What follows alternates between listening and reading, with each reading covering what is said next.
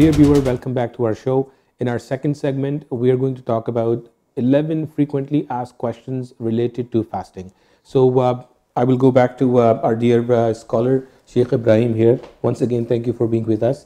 The first question I have is, fasting is obligatory on who? I have seen some people say, you know what, this is the thing of the past. I cannot do it. It's not mandatory on me or certain conditions. So if you can help clarify, and who are exempted from the fasting in the month of Ramadan? Bismillah ar-Rahman ar-Rahim. Assalamu alaikum wa rahmatullahi ta'ala barakatuh. The Holy Quran, clearly, basically explains to us that the purpose of fasting and, basically who has to be fasting and who is exempt. Allah Ta'ala says in the Quran, Ya ayyuhalladhina amanu, O you who believe.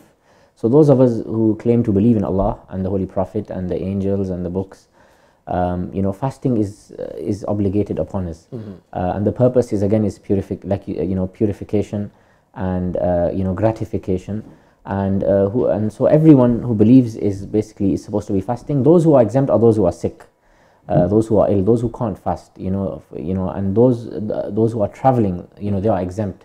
And the condition with those who are traveling, they are exempt, but they have to cover up. And those who are exempt, what they can do is they can give charity, they can give fidya, which is where they feed people. And again, you see, the link of them feeding people is also related to fasting, because in other words, like, everyone has to contribute, and Allah Ta'ala has created a system where if you can't do the act, there's no force whatsoever. If you can't do it, then you can do something else. So this is again the ease. Allah Ta'ala says that Allah intends ease upon us. So this is the beauty, and this is how, this is who it's basically obligated upon, and obviously those people who are exempt. But I think who are healthy Muslims, I think we need to basically, we need to pull our socks up, and we need to basically look at the benefits of fasting physically. We need to study the medical benefits of fasting. And fasting is about thinking of others, and nowadays we just keep on constantly thinking about ourselves, and the more we think of others, the more we will be able to basically help humanity. MashaAllah. So one question related to this first question. So let's say if I'm traveling. So now when you say, obviously in Quran it mentions that if I'm traveling, I can make up my fast in other days. Yeah. But in today's time, the travel is not so difficult compared to the time of Prophet Sallallahu Alaihi Wasallam. So should we fast because the travel is not so difficult, or should we take advantage of what Allah Subhanahu Wa Ta'ala has granted us and fast afterwards? For example, if I'm traveling to Niagara Falls, or if I'm taking a flight to New York, it's a 2-hour flight. If I'm flying to Florida, 3-hour flight, I can manage. I may be able to manage. Again, the option is there and it's available. The religion has given us ease. So you can either fast or you don't fast. Yes. It's up to you. Yeah. But if it's a long journey, for example, if I'm traveling to Dubai or Pakistan, 14-hour flight, or the UK, now, the option is there, and I need to use that. I need to use that, basically, the facility that Allah Ta'ala, the ease that He's given me. And let me just explain here as well. Allah Ta'ala in the Quran also mentions how when we travel, and when we are traveling, for example, and the distance is beyond 48 miles, which is approximately 100 kilometers, we have to basically do qasr. So we have to basically, instead of praying 4 dhuhr, we have to pray 2. This is something we have to do. And that is because Allah Ta'ala wants to make it easy for us. Religion is easy. The scholars of fiqh, they used to say ad-deenu yusrun. The religion is easy. Sometimes we make it complicated on ourselves. Very good. So I've got 10 more questions that we need to answer in the next few minutes. So we have seen in the month of Ramadan, each family will either miss 1 or 2 sehri because they missed the alarm clock or something. So sometimes people think that you did not wake up for sehri, so your fast is nullified. So is that true? That's not true. You can still fast. However, it's a very important sunnah to basically take part in the suhoor, take part in the meal in the early morning. It's very important, and that meal should be a healthy meal as well. Sometimes we eat 5 parathas and these kind of things. We make it hard on ourselves. Yes. So lots of water, lots of nutrition. Online there are lots of resources available. You can still fast.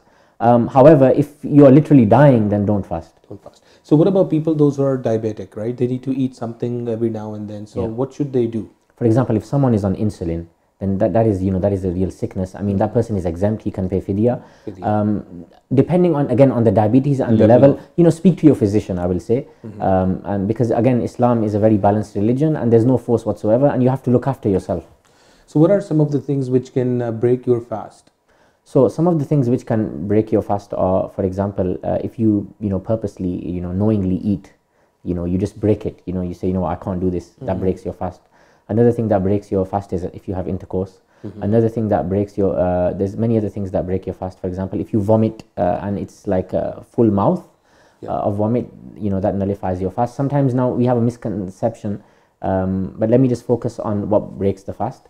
But these are the main things that break the fast. Now, let me also mention here that, if one is engaged in backbiting, one is lying, one is stealing, that is beyond, that is not really, that is contradicting the purpose of fasting. So fasting is not just like the Prophet, peace and blessings be upon him and his family, said, it's not just about starving yourself, it's about stopping yourself from evil. But these are the main three elements that break fast. So if somebody intentionally break the fast, right, not like I'm having vomiting or something, if somebody intentionally break the fast, what is the punishment or the implication?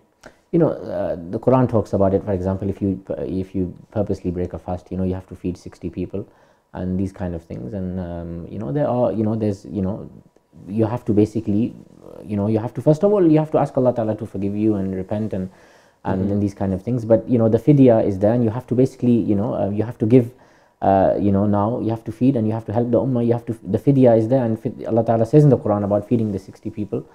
That is so something there are which options is there. to Yeah, but the reality is that if someone is so wealthy and he says, why do I need to fast? The point is that if someone is not partaking in the fasting, you're actually depriving yourself of engaging in an act that the prophets themselves were engaged in, and our Prophet, peace and blessings be upon him, and his family was engaged in it, and it's an act of spiritual elevation. So why would you not? Why look at the loophole and why try to terminate that? So my next question, so this is one of the most common ones. So during the month of fasting, you fast all day. Yeah. And if not everybody, a lot of people have issues with the bad breath, right? Yes. So can they brush their teeth during the fast? Let's say they're going to school because they slept after Sahri. Can they brush their teeth with the toothpaste? Brushing the teeth, some of the Hanafi scholars said it's makruh, it's disliked, but it's not haram, so it can be done. And the way of doing that is when you are basically brushing your teeth, don't eat the toothpaste. So you can brush your teeth. It's not like I said, it's makruh, it's not haram. You can also maybe use an alcohol-free mouthwash and rinse. That is something that you can do. With all due respect, some people, they go on the minbar and they say you can't brush your teeth. So if I'm now, for example, a physician and I'm working in my clinic, I'm going to kill people with my bad breath. Although Allah Ta'ala loves it's like it's misk, like the Prophet ﷺ said, Allah Ta'ala loves that smell. But we have to also integrate, and like I said, the Sharia has allowed this. So, and again, but I would like to mention here, we should use miswak, because miswak is an established sunnah. It helps the gums. And there was research recently done about how there's a new, basically a company that has come up with a new product, but the product is actually miswak. Okay. So in the next few minutes, we'll just quickly rush through some of the questions. So what is the right time of stop eating at Sahri? I've seen people eating all the way up to they're listening the azan, the last sentence. As soon as the muazzin says Allahu Akbar, you stop. You stop. Or maybe if you have calendar on your wall, just look at the suhoor time and stop. Do not wait until La ilaha illallah. The beauty of Ramadan, Vespa, it unites us all. When even we look at the calendars. We may have differences with other centers, but we look at the calendar that has the earliest iftar and the latest suhoor. So let's unite in Ramadan. It's a good opportunity. MashaAllah. So if by mistake somebody eats or drink, can they still continue the fast? Yes. If they realize? Okay. Yes, by mistake. By mistake. And now one thing is, we've also seen, can we just fast and not pray 5 times a day? Because we've seen people, those who don't pray, but when the time comes for Ramadan, they fast, but they don't pray. Again, if it was unintentionally missed and it was just a prayer, he did not realize, the individual, and he missed the prayer, he should make that up. But like I said, the obligation, the same way fasting is obligated, the prayer is obligated. So, it's very important. The 2 last questions. So can we wear perfume while during fasting? Yes, you can wear itar during fasting. Again, with the one that does not contain alcohol. Okay. I know alcohol day night, it's allowed. At the same time, why are you wearing perfume?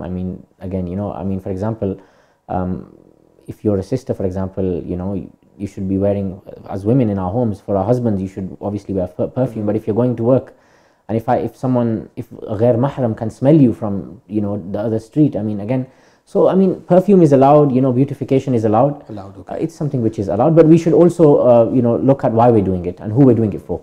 So one last question, which is also, I mean, we've got working women in the city. So can our women wear makeup while fasting? Yes, they can wear makeup, but our women are beautiful without makeup. And Ramadan is about finding that inner makeup from the Quran, from the beauty, but there's no, again makeup again comes to the it comes again to look, why is it being done, but to be honest with you, there's nothing wrong with that. It's not forbidden, I mean, because of fasting. Thank you very much. I really appreciate your time, and hopefully for our viewers, this would have been useful to you as we're entering into Ramadan either tonight or tomorrow, but depending on the moon sighting and whichever method we follow. But these are some of the commonly asked questions. Hopefully this were beneficial to you. And please remember all of us in your prayers, and may Allah subhanahu wa ta'ala make the whole month of fasting for you and your family much more easier. And as Sheikh Ibrahim mentioned, that month of fasting is festivity, purification, and also giving. So please make sure that we look at the month of Ramadan from all three lenses and do our best to please Allah subhanahu wa ta'ala. With this, thank you very much for watching our show. We will come and see you next week with second episode and third episode of the same continuation, the month of Ramadan. If you missed this show on Thursday at 7 p.m., the show will be repeated on Friday at 1 p.m. and Sunday at 7 p.m. With this, Assalamu alaikum wa rahmatullahi wa barakatuhu.